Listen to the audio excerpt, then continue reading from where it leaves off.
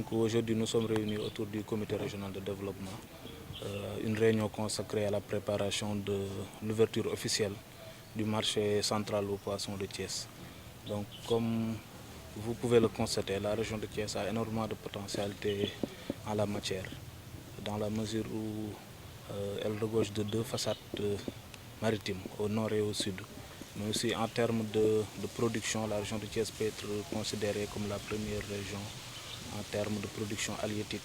en termes de création d'emplois, mais surtout en termes d'entrée en devise grâce à l'exportation. Au regard de toutes ces considérations, il a été jugé utile de mettre en place un marché central à poissons et nous sommes en train de faire les derniers réglages pour pouvoir procéder officiellement à l'ouverture. Et Inch'Allah, la date qui est retenue, c'est le samedi 24 janvier 2026 avec la présence de Madame le ministre des Pêches et de l'économie maritime. Inch'Allah, toutes les dispositions seront prises pour que tous les acteurs concernés puissent être sensibilisés sur les bons comportements à adopter pour que l'entretien et une bonne gestion du marché puissent être de mise, mais aussi et surtout pour qu'ils puissent aussi respecter toutes les règles d'hygiène et de sécurité qui seront édictées, Inch'Allah. Et au-delà des activités économiques et de la création d'emplois, il y a d'autres facteurs importants à prendre en compte, c'est-à-dire le marché nous permet aujourd'hui de pouvoir désencombrer le marché central de Thiès, de pouvoir désencombrer certaines artères qui ont été occupées par les micro-mareyeurs, mais aussi et surtout de pouvoir garantir un espace sain, un espace digne de ce nom, permettant à tous les acteurs qui gravitent autour du secteur de la pêche, du secteur de l'aquaculture, de pouvoir disposer d'un environnement sain et digne de ce nom, afin de pouvoir tirer le bénéfice de toutes les ressources qui sont dans la région de Thiès. Et c'est le moment aussi de féliciter d'abord le ministre, Madame le ministre des Pêches et de l'économie maritime, mais aussi le directeur général de l'Agence nationale des affaires maritimes, sans oublier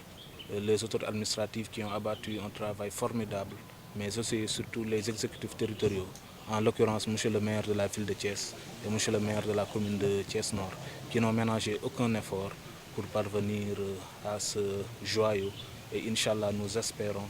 une bonne exploitation et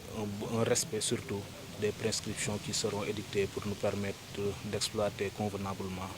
cette infrastructure. Ginnaaw bi ñu amalee benn seetlu bi mooy région de Thiès dafa bëri ay potentialité ci wàllum pêche buñ dee xool am na ñaari façade maritime au nord et au sud,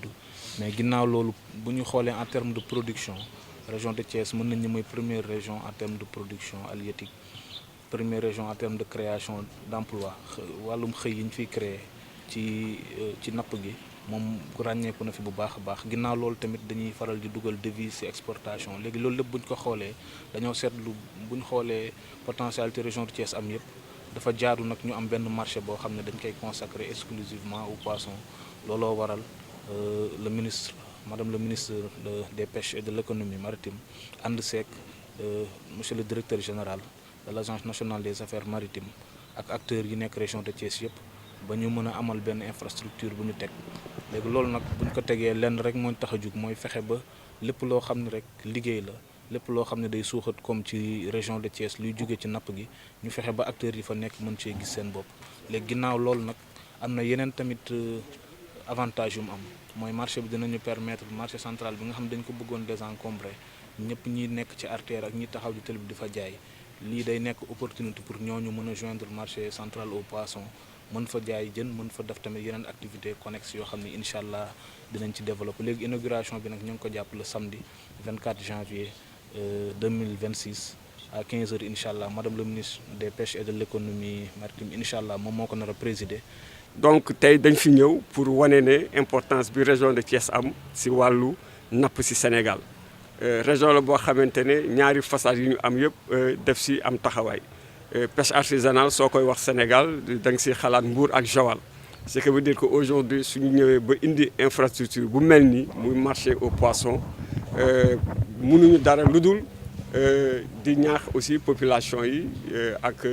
ñëpp ñi nga xamante ne nekk nañu acteur autorité administrative yi ñoom ñëpp ñu fexe ba marché bi vraiment ibbi si jàmm ak salaam et su ubbee aussi doxalin bi nekk doxalin boo xamante day jëriñ nit ñi. parce que marché bi li gën a tax sax mu ñu taxaw si mooy dañoo bëgg population yi aussi di jot si jën bu sell jën bi nga xamante ne dina accessible aussi prix yi nga xamante ne c'est des prix compétitifs yoo xamante ne vraiment képp loo am rek di nga am si jën di nga am jën bu baax si wér-gu-yaram di nga am jën bu baax aussi si koom-koom loolu bokk na si li nga xamante ne moo tax ñu ñëw tey si woote njiitu gouverneur pour tenir CRD bi waxtaan ak nit ñi li nga xamante ne war na nekk lu ñu si war a yokk ñu yokk ko si li nga xamante ne aussi nekk na loo xamante ne war nañ si jëlaat yenn décision yi ñu yóbbu ko si madame le ministre mu joxe si ay instructions mais daal li ñu soxal mu département des pêches mooy marché bi mise en service bi mu nekk mu effectif mu ibbi si jàmm acteurs yi gis seen bopp économie régionale bi gis si seen bopp parce que xam naa ne Thiès moom avec appui maire yi fi nekk maire de ville mu ngi fi gis ngeen ko maa ngi koy aussi yóbbante nuyoo madame le ministre jàpp na si liggéey bi ba mu egg si fii maire Thiès Nord aussi ñoom ñëpp jàpp nañ si donc fi ñu toll nii li si des daal mooy partenaires yëpp municipalité bi gouverneur bi acteur bi ak département bi ñu jéem a gën a toog di waxtaan pour que demee marché bi vraiment jëriñ li nga xamante ne moo taxoon ñu def ko fi.